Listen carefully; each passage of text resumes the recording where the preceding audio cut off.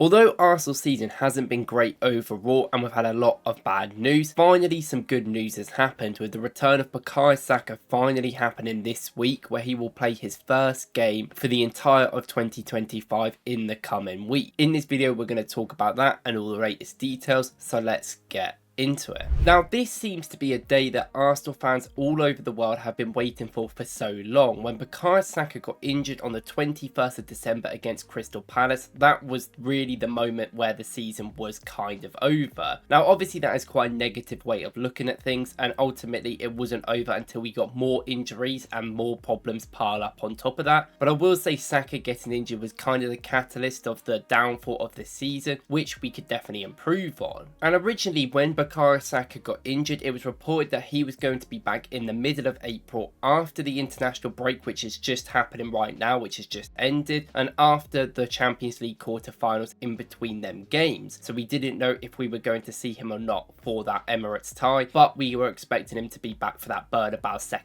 leg when that got obviously announced. Now, what the good news is about this is that he looks to have recovered early, you could say, and it looks like he will be within the squad in the game against Fulham next Tuesday when Arsenal return to action, after Charles Watts has reported that over the international break he has been playing and training on grass, and we actually played a behind closed doors friendly where Bukayo Saka was involved. I'm not sure to the extent of how much he was involved, but he definitely played at least 1 minute on that pitch, which is obviously a brilliant thing to hear. Now, this means, what do we expect from Saka and how much do we expect of him to play with the rest of the season? Now, against Fulham he'll probably be on the bench, I would imagine. He might not even come on, but you know, Fulham are somewhat of a bogey team for us, so given the situation that may or may not happen in that game, he maybe will have to come on and play. But realistically, we want to save him for them Real Madrid games, which is going to be a week after that one, because that is everything that this season is right now. And I've seen comments by a lot of Arsenal fans before saying if Arteta plays Bukayo Saka in any of these games, it is negligence and quite poor management, and I just think that is quite unfair to say when we don't actually know the context of the situation. If Bukayo Saka is fine and is ready to go and is willing to play in them games, then we should allow him to. I don't think that we as people from the outside should have a perspective and understanding on, are we rushing back Bukayo Saka, because we simply don't know. We could be, but we also could not be, and he could have been ready for this return for a while. And I will say Arsenal haven't rushed him back in terms of recovery. I know it may be a little bit early, like a week when we expected it to be, but he has been out for a very long time. It has just now been over 3 months and he hasn't even played a game this year, so I do think it has been a substantial time out where you still need to give him that sort of area to slowly come back into games. But I do expect by the Bernabeu, which is still in 3 weeks time as of recording, that he should be able to at least play a decent amount of that game, which I think is probably the aim. And I've seen a lot of comments about the fact that his hamstring injury, his tear to his hamstring, is obviously going to be something he is maybe going to struggle with at first. We've known that Bukayo Saka hasn't really had a serious injury in his career like this before. Obviously we've had a lot of small moments where they've nearly had these big injuries and he's only been out for a few weeks. And in a sense, not only I think is that injury going to be a new experience for him, but obviously that time out as well. Since he started for Arsenal in COVID, he has barely ever really got any time to kind of rest. He has been a main player for Arsenal and England. He's played nearly every single game and started every one of that as well. So this big prolonged period out will obviously be a new experience for him. So I do think there is going to have to be a little bit of understanding of how it takes him a bit of time to get into a bit more comfortability with the game. And I do think compared to a lot of our other players who have been injured in the past, I am willing to give him a little bit of time because it is his first real big one. And it's obviously going to be a new experience. Now, obviously the aim and the hope is that Arsenal can realistically play him against Real Madrid, and you never know what can happen if he plays. And I do think that there will be a level of maybe at the start him feeling things out a little bit and maybe not being at his absolute best, but I do expect Saka to still be incredible. Obviously Arsenal have a lot of winger problems we have had this season, and obviously with the other injuries that we've had as well, but Bukayo Saka is still the greatest and the best player at this team right now. Not only is he clearly the best creator in the team, where he's come out of it and that creativity has been quite poor. He's obviously the main goal scorer, he's the main corner taker, he does a lot of things for the team which are valuable to the way we play and the way that he plays, more importantly. And I do think just having Bukayo Saka back not only will lift the moods of a lot of the players around him, but I do think it is something that Arsenal will need moving into the forward areas to improve. And I don't expect Saka to be at that Ballon d'Or level, but I still think even Saka at 30% is probably better than what we have right now, and probably good enough to play for Arsenal in these games, which I think is very important. Now, I do think Saka coming back as well is going to be a point of discussion where it really makes Arsenal fans think what could happen against Real Madrid. Now, of course, it's a game I have publicly came out and said I'm confident for, and I'm excited that Arsenal get to play a European great like Real Madrid, but ultimately it's a situation where we are the underdogs. We are in a situation where we struggle to score goals quite easily. I know that PSV game's obviously different, but in the league it's not the same. And although we do really rely on our defence, I think even this season, it is quite clear that that defence is going to be up against it, against one of the best attacks in European history. So I do think there is a little bit of a level where Arsenal fans are excited and could expect something to maybe happen, but I wouldn't be too set on it. I still think we are the underdogs at the end of the day, and even with Bukayo Saka back, he's not going to be at his full best, we think, so it is still going to be a hard task for the team. And my situation right now with Arsenal is that I still want us to pick up some decent amount of points in the league. I think we should be able to secure second, especially with Saka coming back, but I do want Arsenal to kind of just play a little bit different football. I want us to try new things. I want us to be a little bit more expressive in different areas, and obviously that midfield I think needs to be changed a little bit and tweaked to see what we can do in the future. And I think that should be the main part going into next season, where we can learn from these mistakes we've made this one, which is kind of where I'm at with the team right now. But obviously Saka coming back is a major boost. Now, I guess the last question is when Saka comes into the team, what is going to happen with some of the players in the squad and who is not going to necessarily be playing? Now, I think Ethan Nwaneri will always be protected by Arteta. We saw him dropped for the Chelsea game for Martinelli, and I think it was one of their moments where he even said Nwaneri has that sort of fatigue issues. We don't want to get him injured again like he obviously got in January, and it is going to be a lot for a 17-year-old to consistently play at that level, which is absolutely fair enough, especially not in his real natural position. So of course Saka will kind of occupy that right wing spot. I expect Martinelli, I prefer to be in that up front position. I think when Saka comes back, you should have Martinelli and Nwaneri as backups for him as well, and I do think you're probably going to see less of Sterling, which is good. But ultimately at the end of the day, in them striker positions, Mourinho should be an option, I think, more importantly off the bench. And I do think in certain games Mourinho has been better than some. I think against Chelsea he was pretty good, but in some other games against United I think he was really poor, and maybe not even poor from a player standpoint. I just how he plays, he isn't that backboard player, he doesn't really make them consistent runs, and I like how he works in midfield, but sometimes that's just not enough. We don't have that forward area real penetration, especially in the box. So maybe bringing him on later in games when you're trying to get a goal would be a great option. And I do think when teams are penned properly in, he's probably at his best realistically as a striker, getting into the box and being quite aware. But I do think it is finally time Arsenal start playing Martinelli up front. He hasn't played up front in over 2 years, and obviously that was where he kind of came through at Arsenal. He played a little bit on the left, a little bit up front, but it was because of his brilliant ball striking ability and his quite good awareness at tracking runners and making them good runs into the near post. He was very electric when he first came in, and it was something that even when we had a few injuries with Jesus, we played Martinelli and Trossard left wing and striker, and they did rotate in games. I remember that Leicester game was a great example, and we won 1-0 in that one. Now, I don't think it's a sure thing, but yeah, again, we need to try things, and I think Martinelli, as someone who's probably going to get dropped in the summer for the bench, I think for next season, maybe he'll leave the club. I think it's unlikely, but if we get a good offer, I think we've made it clear he might be able to go. So I do think that could really rejuvenate his career at Arsenal at least. Maybe he can be a backup striker and help the team, so we don't have to worry about that as much, and we can start to look at wingers as well. I think his ability to run in behind will be very good. I think his ability to be aware is still there, and obviously he's not the strongest of players, but I do think he is someone that we've said about it, inside forward type of player. He wants to run in behind a lot, so I do think Arsenal should do that, because I think that's what we've been missing, them players that will consistently run in behind very centrally, that where Odegaard gets into them positions he can actually put the ball through, and unfortunately Mourinho is just not that, and it makes us a little bit too predictable. And obviously he's going to miss chances. It is Martinelli at the end of the day, but that is absolutely fine. At least we're getting chances. I think right now we've got more issues than not scoring chances, which we have with Havertz before, and because he's not in that team, we have so many problems I think in them forward areas that I would hope to improve. So that's kind of where I'm at with the Saka coming back. Obviously, you could play Waneri up front as well, which I'm not sure if that'd be a great idea at the moment, but I do think it's definitely an option over Marino in that